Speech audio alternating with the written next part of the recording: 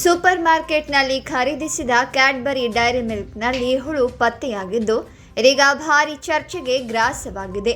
ಚಾಕ್ಲೇಟ್ನಲ್ಲಿ ಹುಳು ಇದೆ ಅಂತ ವ್ಯಕ್ತಿಯೊಬ್ಬರು ಪ್ರಯೋಗಾಲಯಕ್ಕೆ ಕಳುಹಿಸಿದ್ರು. ಅದರ ವರದಿ ಇದೀಗ ಬಂದಿದ್ದು ಅದು ಹುಳು ಇರೋದು ಅಲ್ಲಿ ನಿಜ ಅಂತ ಖಚಿತಪಡಿಸಲಾಗಿದೆ. ಸೂಪರ್ ಮಾರ್ಕೆಟ್ನಿಂದ ಕ್ಯಾಡ್ಬರಿ ಡೈರಿ ಮಿಲ್ಕ್ ಅನ್ನ ಖರೀದಿಸಿದ್ರು. ಚಾಕ್ಲೇಟ್ಗಳಲ್ಲಿ ಹುಳುಗಳು ಕಂಡುಬಂದ ನಂತರ ಪರೀಕ್ಷೆಗೆ ಕಳುಹಿಸಿದ್ರು. ಇದಕ್ಕೆ ತೆಲಂಗಾಣ ರಾಜ್ಯ ಆಹಾರ ಪ್ರಯೋಗಾಲಯವು ಪರೀಕ್ಷೆ ನಡೆಸಿದ್ದು ಹುಳು ಇದೆ ಅಂತ ವರದಿ ನೀಡಿದೆ. ಈ ಪ್ರತಿಗಳನ್ನು ರಾಬಿನ್ ಎಂಬುವವರು ಎಕ್ಸ್ನಲ್ಲಿ ತೆಲಂಗಾಣ ರಾಜ್ಯ ಆಹಾರ ಪ್ರಯೋಗಾಲಯದ ವರದಿಯನ್ನು ಹಂಚಿಕೊಂಡಿದ್ದಾರೆ. ಈ ಘಟನೆ ನಡೆದಿರೋದು ಹೈದರಾಬಾದ್ನ ಅಮೀರ್ಪೇಟ್ನಲ್ಲಿ. ಆಹಾರ ಸುರಕ್ಷತೆ ಮತ್ತು ಗುಣಮಟ್ಟ ಕಾಯ್ದೆ 2006ರ ಸೆಕ್ಷನ್ 3 ಅಡಿಯಲ್ಲಿ ಅಸುರಕ್ಷಿತವಂತ ಪರಿಗಣಿಸಲಾಗಿದೆ.